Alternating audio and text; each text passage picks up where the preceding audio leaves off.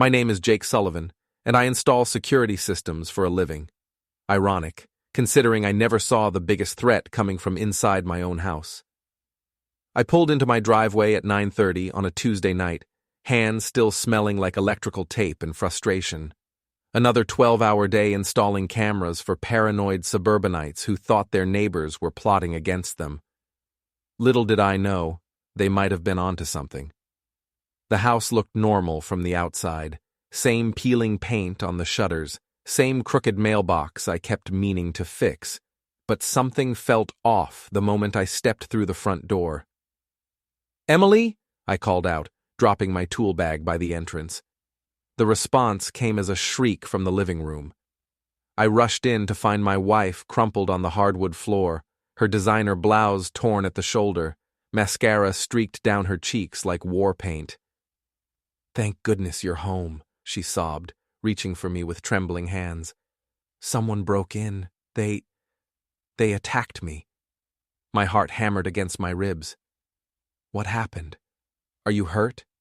Should I call an ambulance?"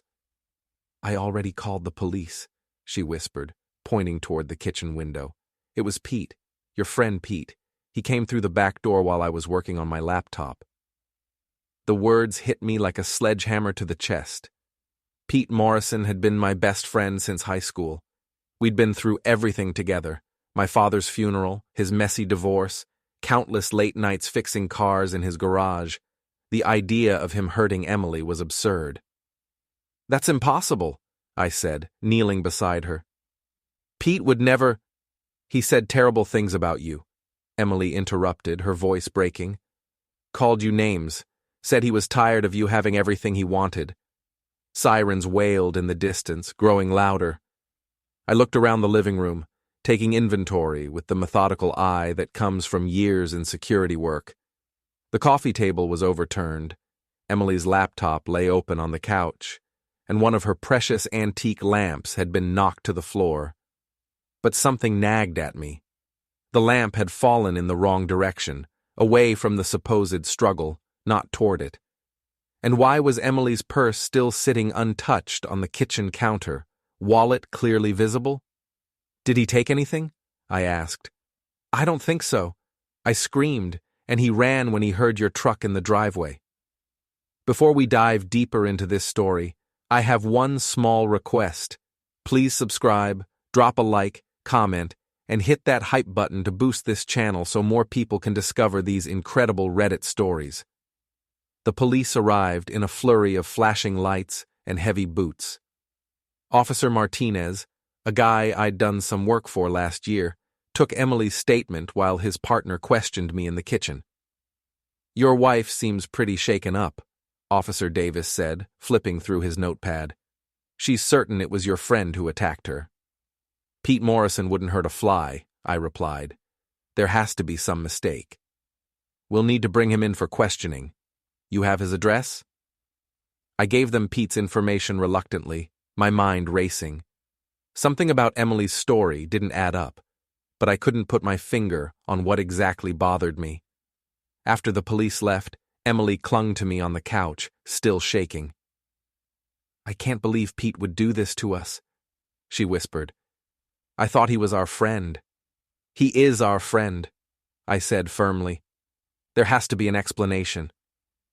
Emily pulled back, studying my face with those green eyes that had captivated me 8 years ago. "You don't believe me?" "I believe someone scared you. I just don't think it was Pete." Her expression hardened. "So you think I'm lying? Making this up?" "That's not what I said. It's what you implied." She stood up, smoothing her torn blouse. "Your best friend attacks me in our home, and you're more concerned about defending him than comforting your wife." The accusation stung because it held a grain of truth. I was questioning her story, and that made me feel like a terrible husband. But my instincts, honed by years of investigating security breaches, were screaming that something was wrong. "I'm going to bed," Emily announced. "Maybe tomorrow you'll decide whose side you're on." I stayed downstairs, pacing the living room like a caged animal. My phone buzzed with a text from Pete. Cops just left. What the heck is going on? I called him immediately. Pete, where were you tonight around 8:30? At the shop, working on Mrs. Henderson's Buick. Why? The police said Emily accused me of breaking into your house and attacking her. She's pretty shaken up. Says someone came through the back door. Jake, you know me. I'd never hurt Emily or anyone else. This is crazy. I did know him. Pete was the guy who rescued stray cats and cried during sentimental commercials. The idea of him attacking my wife was ludicrous. I believe you, I said, but someone was here tonight. Emily didn't stage this. Or did she? The thought crept into my mind like poison, unwelcome, but persistent. I'd installed enough security systems to know that most break-ins were inside jobs. And Emily had been acting strange lately. Secretive phone calls, unexplained absences, new clothes she claimed were gifts from clients. After hanging up with Pete, I did something that would change everything. I checked our home security system. I'd installed the cameras myself 2 years ago after a rash of break-ins in the neighborhood. Emily had complained they made her feel like she was living in a prison, but I'd insisted. Now I was grateful for my paranoia. The footage from the living room camera showed Emily sitting on the couch at 8:15, typing on her laptop. At 8:23, she stood up, walked to the kitchen, and returned with a pair of yellow rubber gloves. My stomach dropped as I watched my wife methodically overturn the coffee table, knock the lamp to the floor, and tear her own blouse. She even threw herself down and mussed her hair before removing the gloves and hiding them behind the couch cushions. Then she waited. At 9:28, 2 minutes before I walked through the door, she began screaming. I sat in my home office, staring at the computer screen until my eyes burned. The woman I'd married, the woman I'd loved and trusted for 8 years, had just tried to frame my best friend for a crime that never happened. But why? I didn't sleep that night. Instead, I sat in my office, replaying the security footage and trying to make sense of Emily's betrayal. By dawn, I'd formed a plan. First, I needed to understand her motive. Second, I needed to protect Pete. And third, well, Emily was about to learn that framing an innocent man was a mistake she'd regret for the rest of her life. I made coffee and waited for Emily to wake up. She emerged from the bedroom at 7:30, looking perfectly composed in her silk robe and slippers. How are you feeling? I asked, playing the concerned husband. Better. I'm sorry I snapped at you last night. This whole thing has me rattled. Of course. Anyone would be upset. I handed her a cup of coffee. I've been thinking about what you said. About Pete. Her eyes lit up with interest.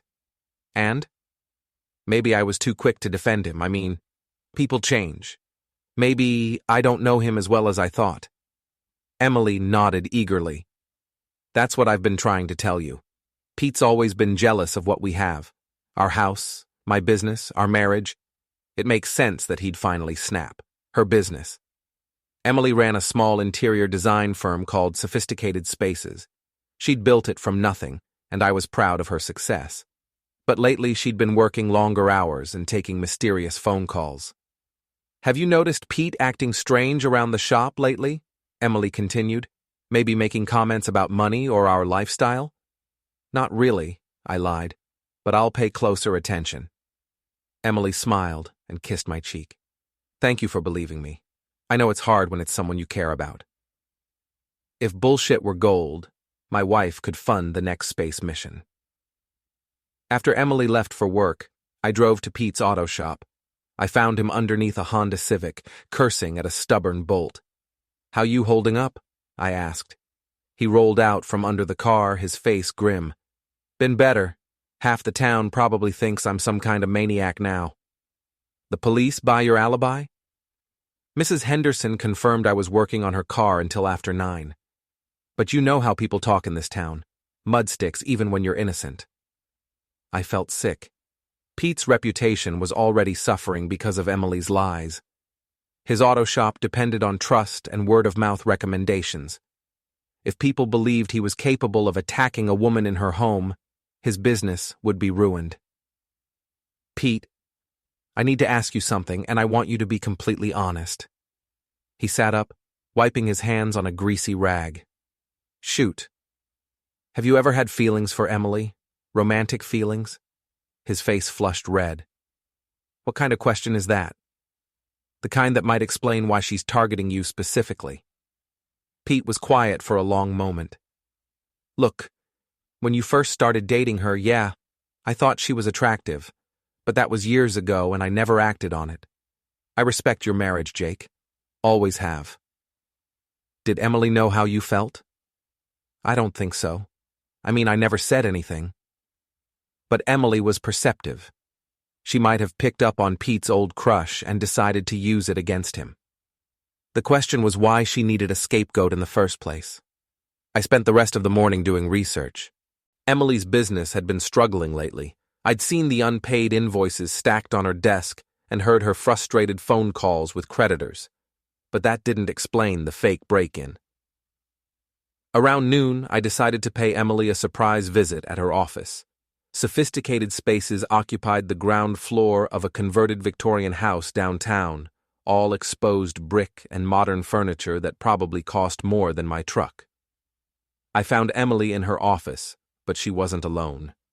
A man in an expensive suit sat across from her desk, leaning forward with the kind of intensity that suggested their conversation was more than professional. "Jake!" Emily jumped up, her face flushed. "What are you doing here?" "Thought I'd take my wife to lunch," I said, studying the stranger. He was younger than me, maybe 35, with the kind of polished look that screamed money and privilege. "How thoughtful," Emily said, but her smile looked forced. "Jake, this is Grant Whitman. He's a potential client. Grant, this is my husband." Grant stood and extended a manicured hand. "Pleasure to meet you, Jake. Emily's told me so much about you." His handshake was firm but brief, and his eyes never quite met mine. I'd learned to read people in my line of work, and Grant Whitman was hiding something. "What kind of project are you working on?" I asked. "Grant's developing a new luxury condo complex," Emily answered quickly. "He wants sophisticated spaces to handle all the interior design." "Sounds like a big job," I said. "When did you two first meet?" Emily and Grant exchanged a quick glance. "A few weeks ago," Grant said. "Emily came highly recommended." But I'd seen the way they looked at each other, the subtle familiarity in their body language. These two had known each other longer than a few weeks. "Well, don't let me interrupt," I said. "Emily, rain check on lunch?" "Of course. I'll see you at home tonight." I left the office but didn't go far. Instead, I parked across the street and waited. 20 minutes later, Grant emerged from the building, but instead of getting into his car, he walked around to the alley behind Emily's office. Curious, I followed on foot. The alley was narrow and lined with dumpsters, not the kind of place where a man in a $1,000 suit would normally venture. But Grant seemed to know exactly where he was going. He stopped at a fire escape that led to the back entrance of Emily's building. A moment later, Emily appeared at the door. They embraced. Not the polite hug of business associates, but the passionate embrace of lovers. Everything clicked into place. Emily was having an affair with Grant Whitman. The fake break-in wasn't about framing Pete. It was about creating a distraction, a reason for the police to be at our house, a way to establish herself as a victim. But a victim of what? What was Emily planning that required an alibi? I took photos with my phone, my hands shaking with anger. 8 years of marriage, and this was how it ended, with lies, betrayal, and my best friend's reputation in ruins. As I watched Emily and Grant kiss in that grimy alley, I made a decision. If Emily wanted to play games, I'd show her what a real player looked like. But first, I needed to understand the full scope of her deception. And for that, I'd need help from someone who knew Emily's business better than anyone, her assistant and bookkeeper, Maria Santos. Maria Santos had worked for Emily for 3 years, handling everything from client scheduling to financial records. She was a quiet woman in her 40s, methodical and observant, exactly the kind of person who might notice if something was wrong. I found her at the coffee shop across from Emily's office, typing on her laptop during her lunch break. "Jake," she said, looking surprised. "What brings you downtown?" "Mind if I sit? I wanted to ask you about something." Maria closed her laptop and gestured to the empty chair. "Of course. Is everything okay? Emily seemed pretty shaken up this morning when she told me about the break-in." "That's actually what I wanted to discuss." I leaned forward, lowering my voice. "Maria, I need you to be completely honest with me. Have you noticed anything unusual about Emily's behavior lately?" Her expression grew cautious. "Unusual how? Different schedule, new clients, phone calls she doesn't want overheard? Anything that struck you as odd?" Maria fidgeted with her coffee cup. "Jake, I don't feel comfortable talking about Emily behind her back. I understand your loyalty, but this is important. Someone tried to frame my best friend for a crime last night, and I think Emily might be in some kind of trouble." That got her attention. Maria had met Pete several times and liked him. The idea of him attacking anyone was as ridiculous to her as it was to me. "Okay," she said finally. "There have been some things. Emily's been taking a lot of private meetings lately, clients who don't go through the normal booking process. And she's been very secretive about her phone calls. Any names you remember? Grant Whitman comes to mind. He's been calling almost daily for the past month, but Emily always takes those calls in her private office with the door closed." "What about the business finances? Everything okay there?" Maria's face darkened. "That's where things get really strange. We've had some cash flow problems lately. Several clients haven't paid their invoices, and Emily's been stressed about making rent on the office space. But then, about 2 weeks ago, she made a large deposit, $50,000. My stomach clenched. "Where did the money come from?" "She said it was a retainer from a new client, but I never saw any paperwork for it. And Jake?" She hesitated. "I think Emily might be planning to close the business." "What makes you say that?" "She's been backing up all the client files, transferring digital assets, even talking about selling some of the office furniture. When I asked about it, she said she was just being organized, but it feels like she's preparing to disappear." The pieces were falling into place, and the picture they formed made me sick. Emily was planning to run away with Grant Whitman. The $50,000 was probably his money, a nest egg for their new life together. But first, she needed to tie up loose ends, like her marriage to me. The fake break-in wasn't just about creating a distraction. It was about establishing a pattern of fear and instability that would justify her eventual disappearance. She could claim she no longer felt safe in town, that Pete's attack had traumatized her beyond repair. By the time anyone realized she was gone, she and Grant would be living it up somewhere far away. But why frame Pete specifically? The answer hit me like a punch to the gut.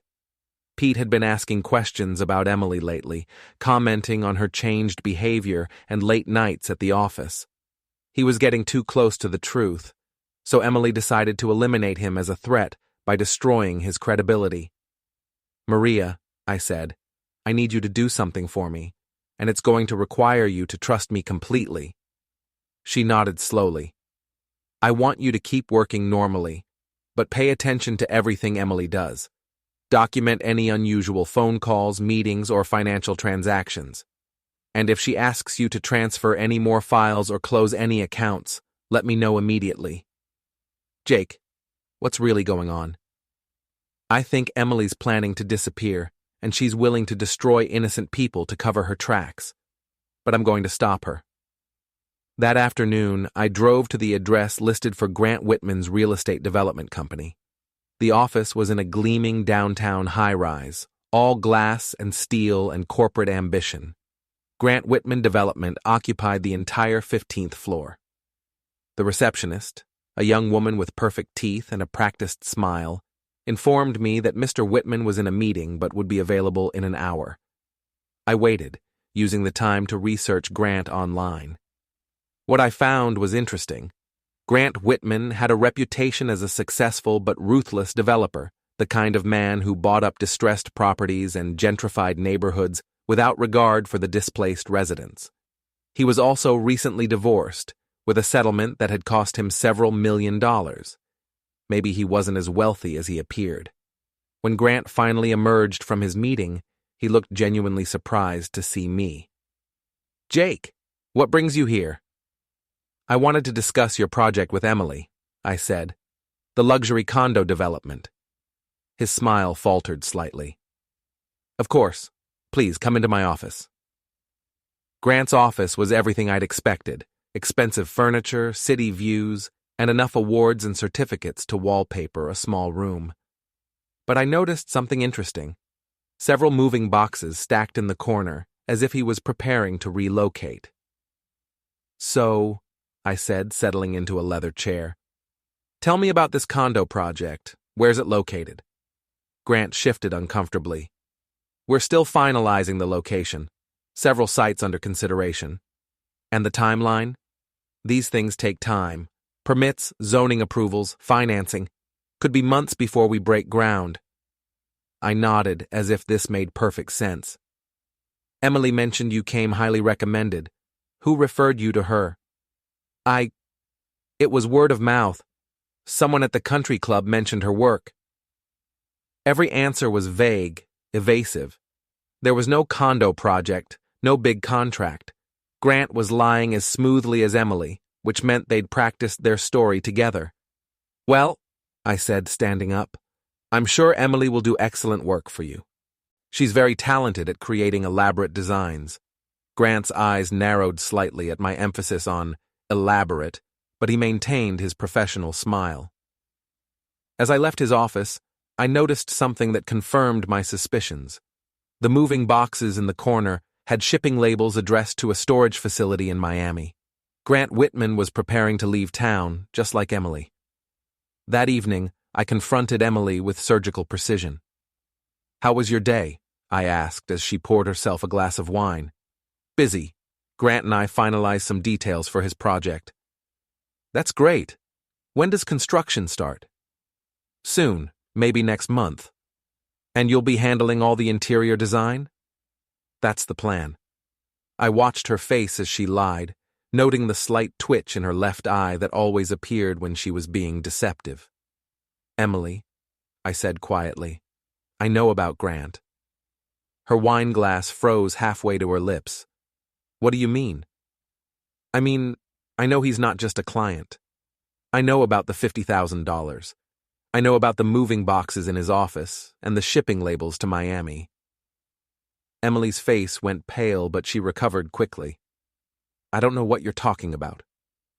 I also know you faked the break-in last night." This time, she couldn't hide her shock. The wine glass slipped from her fingers, shattering on the kitchen floor like our marriage. "You're crazy," she whispered. "I have it on video, Emily, the whole performance. You knocking over furniture, tearing your own clothes, hiding the gloves behind the couch cushions." Emily stared at me for a long moment, and I watched her calculate her options. Finally, she straightened her shoulders and lifted her chin defiantly. "So what if I did? You want to know why? Because I'm tired, Jake. Tired of this house, this town, this boring life. Grant offered me something better." "So you decided to frame Pete for assault?" "Pete was getting suspicious, asking too many questions. I needed him out of the picture." The casual cruelty in her voice was breathtaking. She was willing to destroy a good man's life for her own convenience. "And what about me?" I asked. "What was the plan there?" Emily smiled, and for the first time I saw the real woman beneath the mask she'd worn for 8 years. "You were going to be the grieving husband whose wife disappeared after being traumatized by a home invasion. Very tragic, very sympathetic. By the time anyone started asking serious questions, Grant and I would be long gone. With $50,000 of his money. A small investment in our future together." I looked at this woman I'd loved, this stranger who'd shared my bed and my dreams, and felt nothing but disgust. "Well," I said, "I'm afraid your future just took an unexpected turn." Emily's confident smile wavered. "What do you mean?" I mean, you picked the wrong man to betray, and you definitely picked the wrong man to frame. Pete Morrison is the best person I know, and I'm going to make sure everyone in this town knows exactly what you tried to do to him. You can't prove anything. I have video evidence of you staging the break-in. I have photos of you and Grant together, and I have Maria Santos documenting every suspicious transaction and phone call. Emily's face crumpled as the reality of her situation sank in. Jake, please, we can work this out. I made a mistake, but we can fix this. No, I said, stepping over the broken glass. We can't, because tomorrow morning I'm going to the police with everything I have, and then I'm going to make sure every person in this town knows exactly who Emily Sullivan really is. As I walked toward the door, Emily called after me desperately. Where are you going? I turned back one last time. To Pete's garage. I have some apologizing to do, and a reputation to restore. The real revenge was just beginning. I found Pete in his garage at 10 o'clock that night, working on an engine rebuild by the light of a single overhead bulb. He looked up when I entered, his face haggard with exhaustion and stress. Jake, didn't expect to see you tonight. Pete, I owe you the biggest apology of my life. He set down his wrench and wiped his hands on a rag. What are you talking about? Emily lied about everything. She faked the break-in, and I have video proof. Pete stared at me for a long moment, then sank onto a nearby stool. Why would she do that? I told him everything. Emily's affair with Grant, the $50,000, their plan to disappear together. Pete listened without interruption, his expression growing darker with each revelation. So she was willing to destroy my life just to cover her tracks, he said finally. I'm going to fix this, Pete. I promise you that. How? The damage is already done. 3 customers canceled appointments today because they don't want a dangerous criminal working on their cars. The pain in his voice fueled my anger. Emily hadn't just betrayed me. She'd tried to destroy the most loyal friend I'd ever had. Trust me, I said. By the time I'm finished, everyone in town will know the truth about Emily Sullivan. The next morning, I walked into the police station with a USB drive containing the security footage and printed copies of every photo I'd taken. Officer Martinez reviewed the evidence with growing amazement. This is incredible, he said. Your wife staged the entire thing? Every detail, and I can prove she's planning to leave town with her boyfriend, using money they obtained under false pretenses. We'll need to bring her in for questioning immediately. There's something else, I said. I want to make sure Pete Morrison's name is completely cleared. This needs to be public knowledge that he was innocent. Martinez nodded. We'll issue a statement to the local newspaper today. But a simple statement wasn't enough. Emily had tried to destroy Pete's reputation, so I was going to destroy hers, thoroughly and publicly. My first stop was the Riverside Diner, the unofficial headquarters of local gossip. I found Mrs. Carver, our busybody neighbor, holding court at her usual corner booth. Jake, she exclaimed. How terrible about poor Emily. Is she feeling better? Actually, Mrs. Carver, there's been a development. I sat down and pulled out my phone. It turns out Emily wasn't attacked at all. She faked the whole thing. Mrs. Carver's eyes widened as I showed her selected photos of Emily and Grant together. Within minutes, she was texting furiously, spreading the news to her network of fellow gossips. My next stop was the Chamber of Commerce, where Emily had been an active member for 5 years. I requested a meeting with the president, David Chen, and presented him with evidence of Emily's fraudulent business practices and the fake police report. This is very serious, David said, reviewing the documents. We'll have to revoke her membership immediately and notify our other members. From there, I visited the bank where Emily had made the suspicious $50,000 deposit. While I couldn't access her accounts directly, I could file a complaint about potential money laundering, which would trigger an investigation. By noon, the story was spreading through town like wildfire.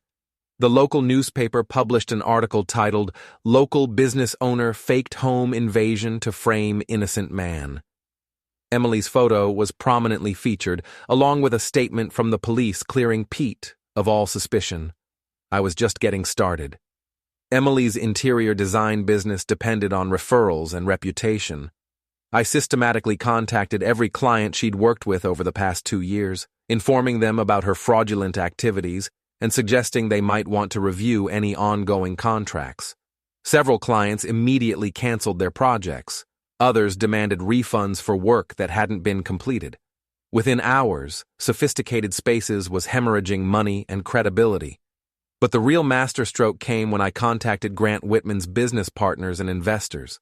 I provided them with evidence of his involvement in Emily's scheme, including photos of their affair and documentation of the suspicious financial transactions. Grant's partners were not amused. A man planning to embezzle money and flee to Miami was not someone they wanted representing their company. By 3 o'clock that afternoon, Grant Whitman Development had issued a statement announcing Grant's immediate resignation and the company's full cooperation with any investigations. I was in my truck, savoring the destruction I'd unleashed, when my phone rang. It was Emily, and she was crying. "Jake, please, you have to stop this. My business is ruined. Grant's partners fired him. Everyone in town is talking about us." "Good," I said.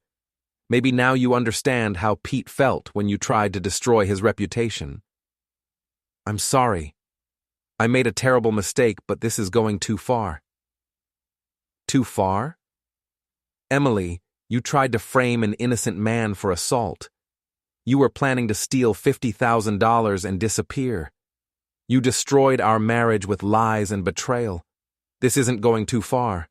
This is justice." "Please, Jake, I'll do anything. I'll confess to the police, pay back the money, whatever you want." "It's too late for that. You made your choice when you decided to hurt Pete." I hung up and turned off my phone. Emily had made her bed, and now she could lie in it, alone. That evening I met Pete at Murphy's Tavern, the local bar where half the town gathered after work. Word had already spread about Emily's deception, and person after person approached our table to apologize to Pete and express their outrage at what Emily had tried to do. "I can't believe she almost got away with it," said Tom Bradley, who owned the hardware store. Poor Pete, having his reputation dragged through the mud like that.